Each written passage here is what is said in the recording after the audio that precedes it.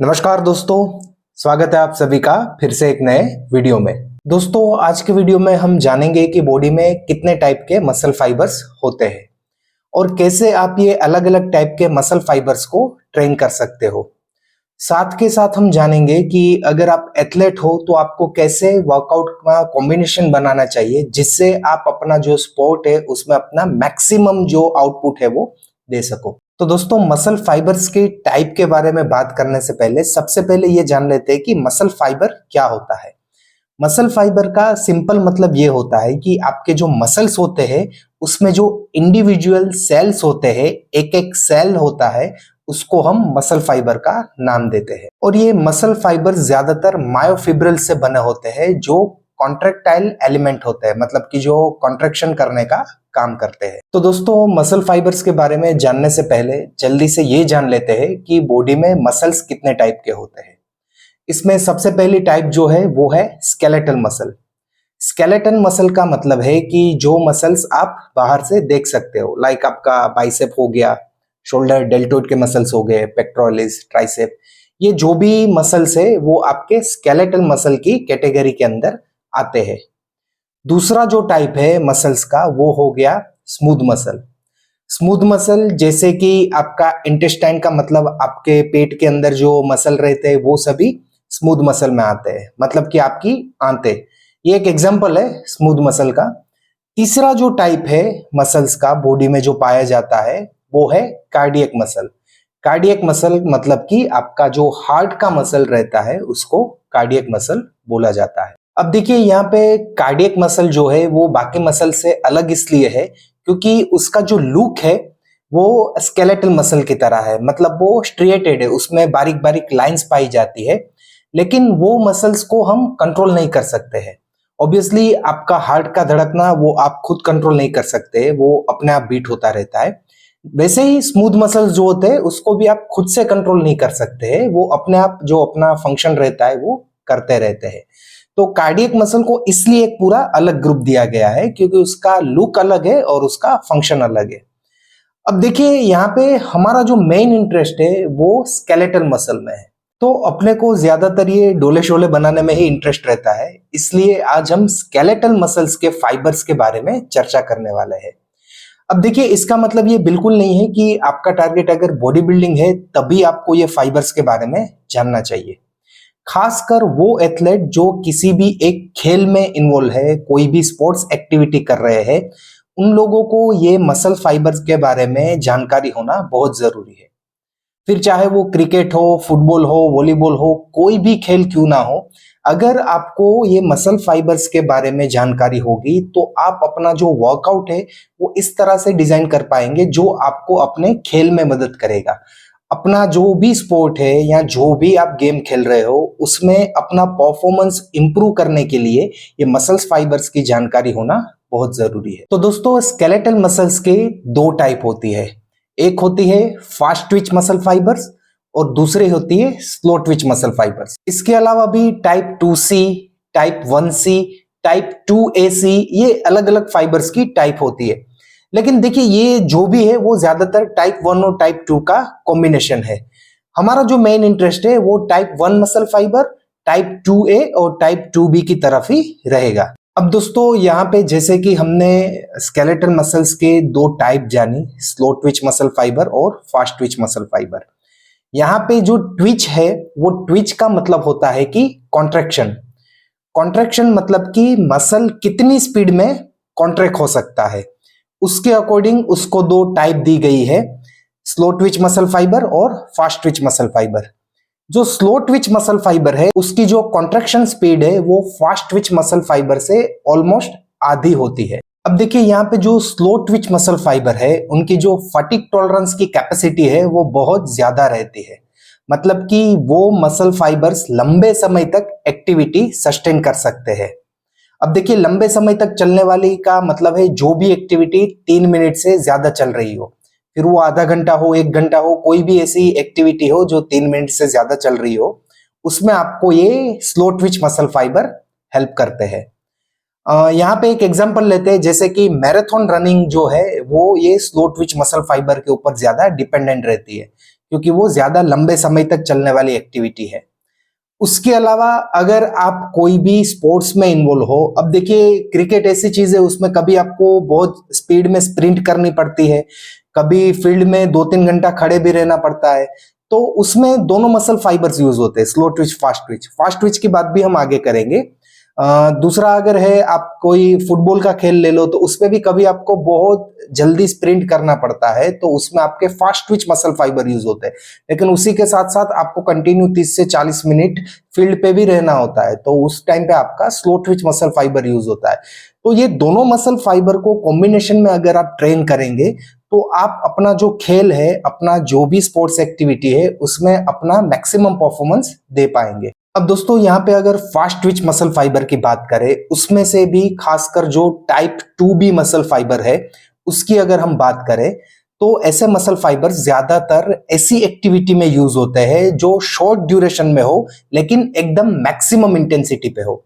For example, Olympics में जब भी स्प्रिंटिंग होती है, 100 मीटर या 200 मीटर की जब स्प्रिंट होती है, तो उसमें ज्यादातर एथलेट्स ये टाइप 2B मसल फाइबर का यूज करते हैं, क्योंकि 10-15 सेकेंड में उनको अपनी मैक्सिमम आउटपुट देनी होती है।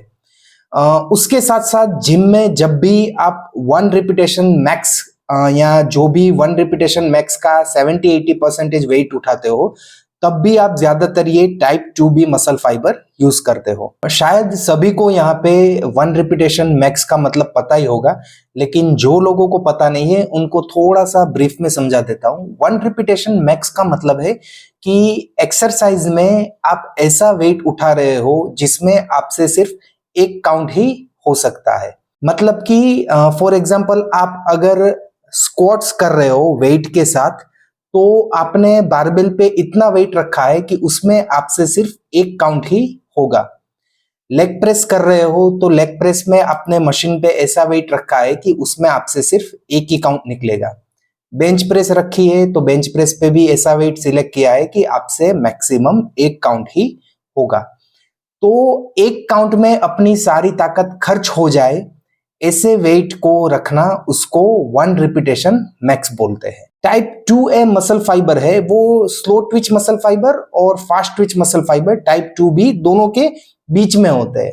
बीच में मतलब मैं प्लेस की बात नहीं कर रहा हूं, मतलब उसका जो एंड्योरेंस स्ट्रेंथ का लेवल है वो दोनों के बीच का होता है। मतलब एकदम तो एंड्योरेंस की तरफ नहीं जाते वो, जैसे स्लो ट्विच फाइबर होता है कि 30-40 मिनट तक कोई एक्टिविटी चलती है, इतना भी उसमें एंड्योरेंस नहीं होता।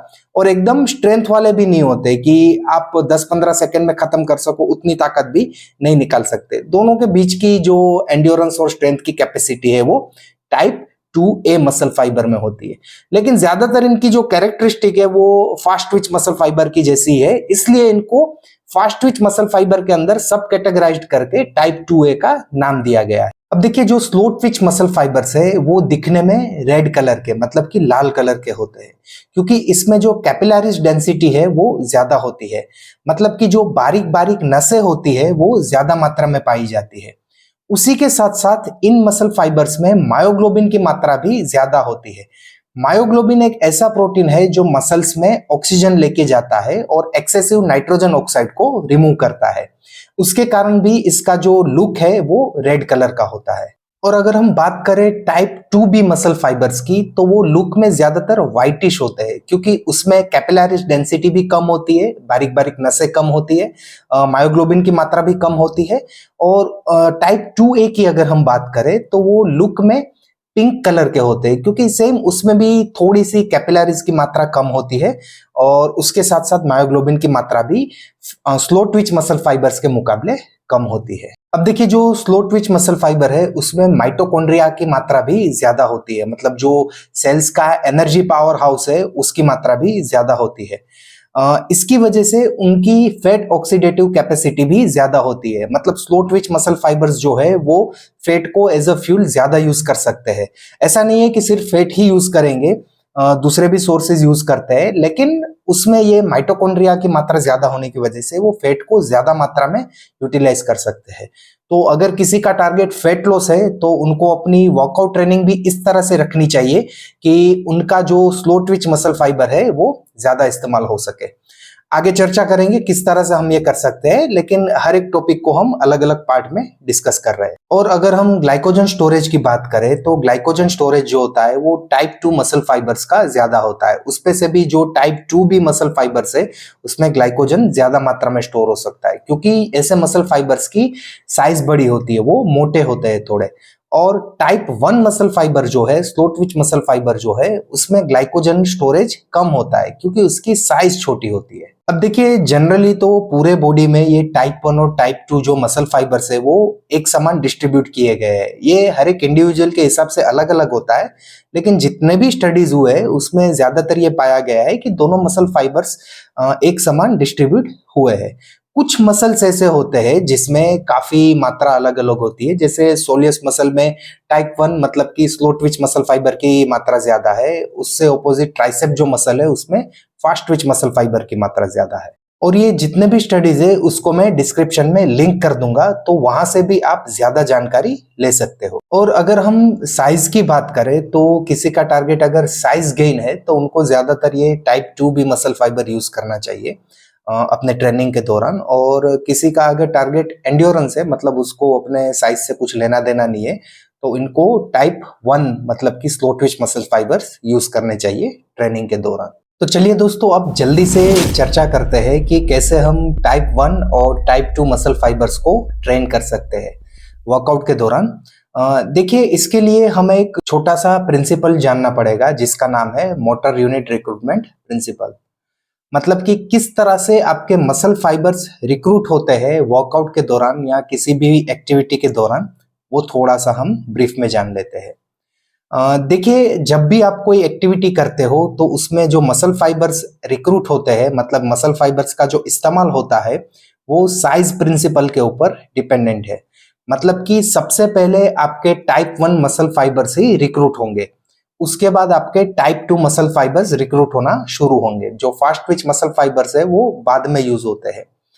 अगर आपका कोई भी एक्टिविटी ऐसा है जिसमें आप बहुत ज्यादा इंटेंसिटी से वर्कआउट कर रहे हो या इंटेंसिटी से वो एक्टिविटी परफॉर्म कर रहे हो, तो आपका टाइप 2 मसल फाइबर जो है वो जल्दी रिक्रूट हो जाएगा।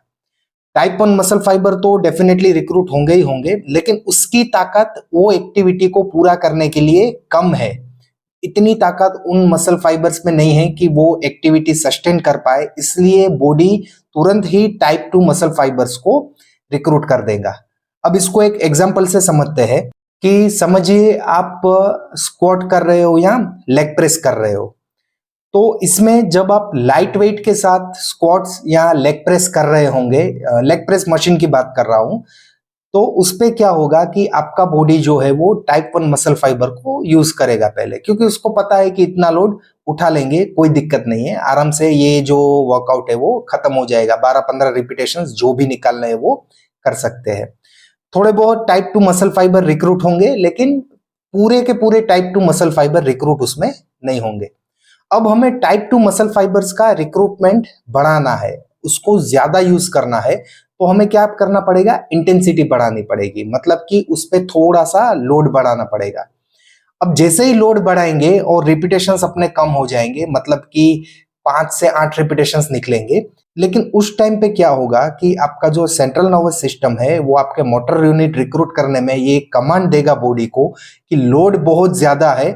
अगर हम वेट करेंगे टाइप 1 मसल फाइबर यूज होने का, फिर टाइप 2 को रिक्रूट करेंगे, तो वो वेट पूरा बॉडी के ऊपर गिरेगा या पूरा जो मशीन है वो आपके पैर के ऊपर गिरेगा।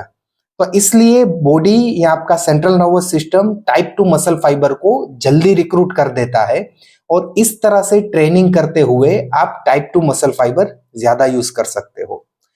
इंटेंसिटी ऐसा नहीं है कि सिर्फ आपने लोड बढ़ा के ही बढ़ाई, कभी कभी आप वेट नहीं बढ़ा सकते तो रेस्ट कम कर दो। पूरा वीडियो हमने बनाया हुआ है कि इंटेंसिटी आप कैसे बढ़ा सकते हो।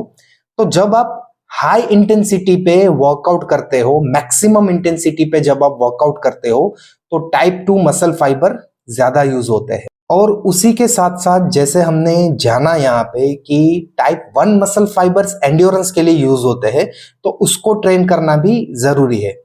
तो देखिए, हम हर एक बॉडी पार्ट के लिए इसीलिए अलग अलग एक्सरसाइज करते हैं। अब देखिए, जो एक्सरसाइज जिस रेप रेंज के लिए बनी है उसको उस रेप रेंज में परफॉर्म करने से ये फायदा होगा कि आप अपने मसल फाइबर्स को मैक्सिमम रिक्रूट कर पाएंगे और दोनों टाइप के मसल फाइबर्स को यूज कर पाएंगे। जैसे कि हमने यहाँ पे एक एग्जांपल लिया कि जब आप वेटेड स्क्वाट्स करते हो या लेग प्रेस करते हो तो उसको थोड़ा सा हैवी, जो सेफ होना चाहिए ऐसा वेट बोल रहा हूं, ऐसा नहीं कि आपने हैवी में इतना वेट डाल दिया कि सिर्फ पहले काउंट में ही आपको मशीन के नीचे गिरा दिया। ऐसा वेट भी सिलेक्ट नहीं करना है कि खुद को इंजर्ड कर लो। ऐसा वेट निकालो कि 5 से 8 काउंट आप परफॉर्म कर पाओ विदाउट सपोर्ट, खुद की ताकत से। स्पोर्टर रखो इमरजेंसी के लिए, मना नहीं कर रहा हूं, स्पोर्टर बिल्कुल रखो लेकिन इमरजेंसी के लिए। तो जब आप लेग प्रेस कर रहे हो तो उसमें आप ऐसा वेट सिलेक्ट करो 5 काउंट, 8 काउंट, 10 काउंट, कि उसमें आपका टाइप 2 मसल फाइबर ज्यादा यूज हो। और उसके ऑपोजिट अगर आपको टाइप 1 मसल फाइबर यूज करने हैं आपके लेग्स के लिए, उसमें भी क्वाड्रिसेप मसल्स के लिए, तो उसके लिए पूरा लेग एक्सटेंशन का हम एक्सरसाइज करते हैं। लेग एक्सटेंशन मशीन आपने जिम में देखा होगा, इसीलिए लेग एक्सटेंशन एक्सरसाइज में ज्यादा काउंट किए जाते हैं, 12 से 15 कम से कम काउंट किए जाते हैं, कि आपके जो स्लो ट्विच मसल फाइबर है वो भी इस्तेमाल हो। तो हर एक एक्सरसाइज को उसकी रैप रेंज के अकॉर्डिंग अगर आप ट्रेन करोगे तो आपके मसल फाइबर्स ज्यादा यूज होंगे। देखिए, इतना ज्यादा आपको सोचना नहीं पड़ेगा, वो एक्सरसाइज ही ऐसे बनी होती है कि आप अल्टीमेटली टाइप 1 और टाइप 2 दोनों तरह के मसल फाइबर यूज कर ही लोगे। ज्यादातर लोग लेग्स जो प्रेस करते हैं या स्क्वाट करते हैं, leg press, leg squat exercise जब भी करते हैं तो वो हैवी ही मारते हैं। हैवी मतलब, फिर से बोल रहा हूँ, लिमिट्स में या अपनी कैपेसिटी जान के वो हैवी मारते हैं, और लेग एक्सटेंशन थोड़ा सा लाइट मारते हैं ताकि उसमें रिपीटेशन ज्यादा निकले। तो इस तरह से हर एक बॉडी पार्ट को आप अलग अलग रिपीटेशंस की रेंज में ट्रेन कर सकते हो। दूसरा एग्जांपल अगर हम लेते हैं तो चेस्ट का एग्जांपल लो, तो उसमें अपन जब बेंच प्रेस करते हैं तो थोड़ा हैवी करते हैं, रिपीटेशंस थोड़े कम निकलते हैं और उसमें लोड ज्यादा उठाते हैं। उसी के साथ हम चेस्ट में जब भी फ्लाई करते हैं तो वेट थोड़ा लाइट होता है, रिपीटेशन ज्यादा निकलते हैं, आइसोलेशन वाली एक्सरसाइज है, तो मसल फाइबर्स भी अलग रिक्रूट होते हैं। तो इस तरह से हर एक बॉडी पार्ट के लिए अलग अलग रेफरेंस सिलेक्ट करके आप अलग अलग मसल फाइबर्स को रिक्रूट कर सकते हो। अब देखिए, यहाँ पे एक बात मैं ऐड करना चाहूंगा कि जो बिगिनर्स है उनको ये मसल फाइबर्स रिक्रूटमेंट की चिंता करने से ज्यादा प्रोप्रियोसेप्शंस डेवलप करने की चिंता करनी चाहिए। मतलब कि वो एक्सरसाइज परफॉर्म कैसे करनी है उसकी तरफ ध्यान देना है। इसलिए बिगिनर्स को कम से कम 12 से 15 रिपीटेशंस हर एक एक्सरसाइज में निकालने चाहिए, ताकि उनका सेंट्रल नर्व सिस्टम ये सीख सके कि इस एक्सरसाइज को अच्छे से परफॉर्म कैसे करना है। फॉर एग्जाम्पल, बेंच प्रेस कर रहे हो तो बेंच में आपके जो दोनों डंबल है वो दोनों एक साथ ऊपर जाए, उसका ध्यान रखना है। बिना मिरर में देखे भी आपको एक्सरसाइज करनी पड़े तो आप वो कर सको। बारबेल जो आपका है वो स्ट्रेट रहे, बाइसेप्स कर्ल में बारबेल ऐसे ऊपर नीचे नहीं हो रहा हो। ये सब चीजें प्रोप्रियोसेप्शंस डेवलप होने के बाद ठीक होती है। तो इसलिए बिगिनर्स को काउंट ज्यादा करने की सलाह देते हैं ताकि उनके प्रोप्रियोसेप्शंस डेवलप हो पाए। लेकिन एक बार वो एक्सरसाइज सीख जाए उसके बाद ये चीज काम लग सकती है, मसल फाइबर्स कैसे रिक्रूट होते हैं उनका अगर नॉलेज उनके पास होगा तो अलग अलग एक्सरसाइज में अलग अलग रिपीटेशंस रेंज के साथ वो अपने दोनों मसल फाइबर्स को यूज कर पाएंगे, टाइप 1 और टाइप 2। और जितने भी एथलेट्स जो स्पोर्ट्स एक्टिविटी में इन्वॉल्व है उनको ये मसल फाइबर्स की जानकारी होना बहुत जरूरी है, क्योंकि तभी वो जब वर्कआउट करते हैं तो अपने दोनों मसल फाइबर्स को, टाइप 1 और टाइप 2 दोनों को यूज करके, उनका यूटिलाइज करके उन दोनों का मैक्सिमम पोटेंशियल निकाल पाएंगे।